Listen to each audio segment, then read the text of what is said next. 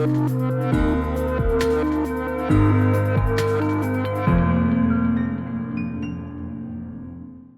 I want to talk about today is start with how I got into cyber, which is I was commanding 2nd Infantry Division, and the Chief of Staff of the Army says, "Hey Ed, we want you to command Army Cyber." I said, "I'm not a cyber person, I'm not getting a corps." And he says, "No, we have people for corps, we have no one for cyber." So I came in it kind of cold. I was lucky. My deputy at the time was someone named Paul Nakasone, who just turned over U.S. Cyber Command and Director of the National Security Agency. And while doing that job, I was asked to stand up, which is now out at a top secret offensive task force against ISIS. And my deputy for that was a gentleman, now General Hawk, who is the Director of the National Security Agency and U.S. Cyber Command. And so I've stayed very connected in this community. What's changed? We used to define the threat, I always start with threat, as nation-state hackers, criminals, and hacktivists. The problem is the nation-state hackers and the criminals, they're merging. There are nation-state hackers that now at night work with criminal gangs to make money. So that has made it much more difficult on companies. If you are being attacked by a nation-state, or imagine a criminal like this, what makes it so hard? What makes it hard is when I was brought to the cyber world, I think I was brought there to make it more operational. So I view it as an operation. So first, when you're going to hack something, you first start with, well, we'll see if we can hack the information technology. And then if you can't do that, okay, now we're going to hack the humans that are using this. If you can't do that, then we're going to attack the facilities where the IT is, where the humans are. I know this. This is what I did. So the way I used to educate the general officers about what's possible, I would bring them for a real operation. Classified, but you're going to get this instantly. I'd start off with, and they're sitting there, and it's like, tell them how long it took to get access for this problem that we're dealing with. 3 years. That meant we watched this for 3 years, 24/7, 365. Okay, well, we figured out they were going to make a mistake. Okay, so once they made the mistake, how long did it take you to own it? 10 seconds. What does that look like today? They pull this sheet down. It's thousands of machines. Most generals say, I'm throwing my phone in the trash. I'm not dealing with this stuff anymore. I don't want to deal with it. It's like, no, no, no. This all starts with anomalies. And this is where AI is going to become super powerful in both the offense and the defense for cyber. So for me, you're not going to win in cyber with compliance. You win off a maturity model. You should assume that you could be hacked, and you already see in the commercial space zero trust principles coming out, all these things where the assumption with zero trust principles is they're already in, but we're going to make sure you can't get any data. So if you start off with that, if you have a maturity model, it's more about once you see the anomaly, how fast can you act?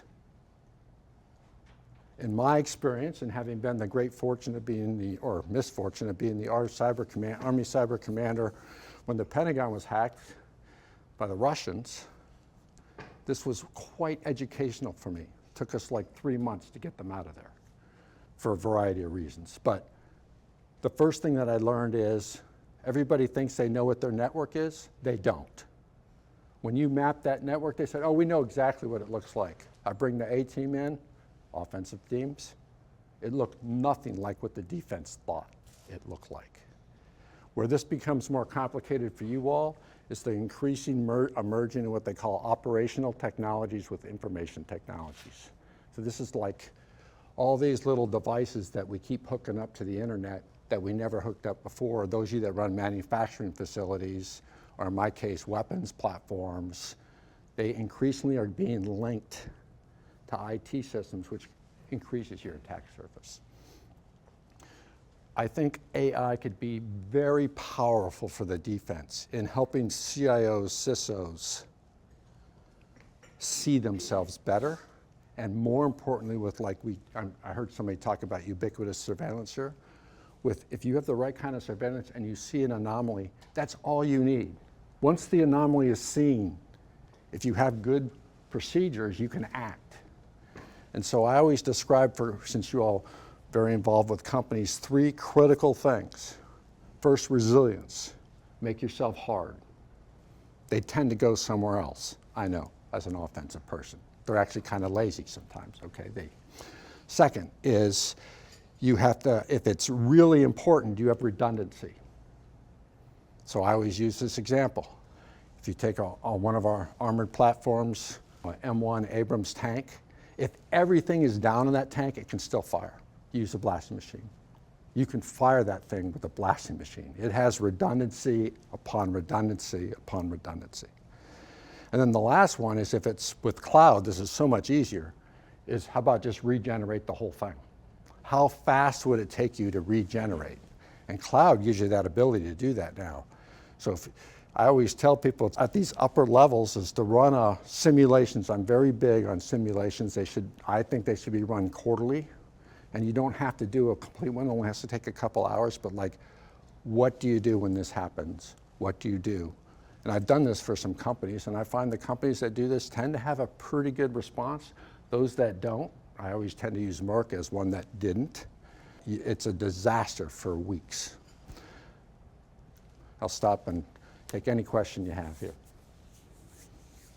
You talked about sort of threat vectors and assessing that. I imagine with generative in particular, that's a very evolving space. So how do you think about, especially the ability to like impersonate individuals and humans that you could come in on the I guess your second point, which is the people side of things. Like, I'm guessing that environment and those vectors are changing pretty quickly on you. So how do you think about that threat? Yeah, I think it's increasing because you can do so much more. Yeah. Like it's a degree of mass, right? Unfortunately, we as humans tend to click on things, right? But like, for example, if I'm going after you, Steve, it's not just you, it's your family, it's your coworkers, et cetera. What generative AI allows you to do is like generate for me 50 phishing emails. Pretend I saw the prompt engineering, pretend you're X, right? And then you just screen them and you can push them out. Before that would take a long time. Now it can take, probably 10x in that. So that's a danger, no question, that's a danger. Now, what's also interesting is the development of things that are starting to was that created by AI or not? And so this will be, there's always a counter that emerges. And even now, if they're sloppy, there's always even now, when you use it, you see the little mistakes, and humans pick up on that really fast. With the voice and video imitations or fake videos, and with elections around the corner, anything that... I don't know if many of you are familiar with the Defense Advanced Research Projects Agency. These are the people that invented the internet and other things, right? There's a huge program on this ongoing about, and these are normally commercial companies, but it's funded by the government, basic research. There's a lot of effort on this.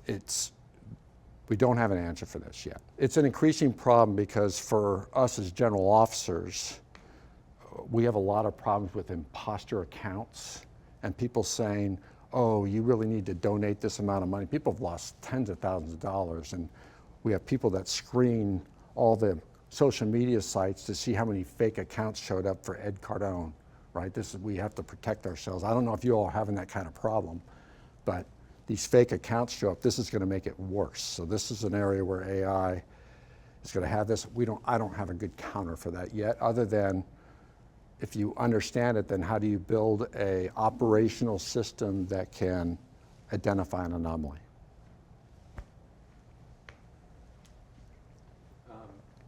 So from a U.S. standpoint, you would think that with our leadership in technology and having arguably the best tech companies in the world anchored here, that would be an advantage to us. Yet it always seems like it's our adversaries that we always hear about hacking us. So are we in a position of strength? Are we behind? I guess, what are the relative strengths and weaknesses of the U.S. relative to our adversaries in the cyberspace? That's a big question, Jim, but I'll start with this. So first, I know the U.S. is a cyber superpower, and there's others as well that are with us, but I'll use some examples with ISIS. So when I first got this, after my boss was getting creamed by the Secretary of Defense at the time, Ash Carter, said, Ed, and I told him this is how you should do it. And he finally gave it to me and I was excited. But one of the problems is social media companies. They wouldn't help us. And so I said, okay, I'm gonna hack them. Oh, you can't do that, it's a US company. I said, you can't have it both ways. You can't say, we're not gonna help you and we're not gonna allow American youth to be recruited for ISIS, which is what was happening through social media. One social media, though, he changed his mind right away after his wife got threatened by ISIS. All of a sudden, we couldn't help him enough, right? So it's interesting when you put a different perspective on. I find the US to be, first off, cyber in the US grew out of the intelligence community. So when I said I came in as an operator, so when I was running this thing against ISIS, I would want to do stuff, and these things were going up to President Obama. You know what I mean? It's like big policy decisions. And they'd be like, but they'll know it's us. I'd say, okay, when I'm in Iraq and I'm firing artillery, who do they think it is? US Army, that's who's doing it. So what's different here? Like, why do we care? Because they grow out of an intelligence world, we have to be non-attributable, clandestine. I'm like, we should be open. We should just be doing it like they do it to us. I won that battle, okay? But that's a completely different way of thinking about how to do this kind of stuff. The biggest problem the US has is we're also the most vulnerable. So this is what's the raging debate over the global war on terror, over hacking financial systems. The reason was, if we hack them, would they hack us back? And if they hacked us back, what's the risk? And one of the big problems in cyber is we've been unable to define the risk. And even I don't approve stuff, and I'm pretty aggressive, like if I think the risk is too high, right? And I think AI is going to help this. I'm actually working with a little startup that's using the financial models to categorize risk, and I think I'm actually showing this to the department next week. And I'm hoping that to the little boardroom exercise, I'm hoping they fund this a little bit more, right? It's like 3 people. But I think their idea is right, and if it works, we'll finally be able to describe risk to a degree that people can act. So do you think that humans are able to produce a rootkit or zero-day exploit directly from an LLM now? And if not, when do you think that would happen? How many years in the future? So I always think the worst of things, right? Like the unfortunate thing about advanced technologies is they always find their way into the military, into war. They always do in some way, shape, or form. In my discussions with the computer scientists, and I'm a hard civil engineer, okay, but I've been around the space for a while. To this point, what LLMs have done is really brought up kind of what I would call the apprentice journeyman, but they're not equal to the top, right? So the danger is people think that only 0 days can be done up here, but no, they can be done down here. They're just a vulnerability, right? So what I worry about with AI, and you know, I did this work with Carnegie Mellon and Berkeley and others, because when I left and General Milley, he asked me what I was going to do. I said, I want to work in AI because I believe AI is central to future national security and future war. So that's why I'm in this space. The problem with all these games, like there's a simulation game, Libratus, that played poker, it always does things that surprise us. So I suspect that, yes, you're going to see it generate something like that because it'll surprise us. The way I look at it is how do we build something that could help us better identify 0 days? Because now I think, unfortunately, I don't know if you saw this yesterday, CISA's behind like 2.5 years in going after the CVEs that have already been reported in threat intelligence. In fact, I was like, I'm calling up Jen Easterly and say, I know her, she's the head of CISA. I'm like, hey, Jen, let's get going on this. I mean, there's all kinds of people that can help you do this, from academia and everybody else. So I don't know why it's so bad. I'll just leave you with this. My keys to success, I think. Okay, first one is education. Like, people have to know it's possible, right? Second one is a maturity model mindset. not a compliance mindset. Like even when you assess these AI models, it's a maturity model mindset. Third one is, think about it like an operation. Like it's not just a bunch of, I view the cyber domain, which I include the electromagnetic spectrum in, is it's maneuver space.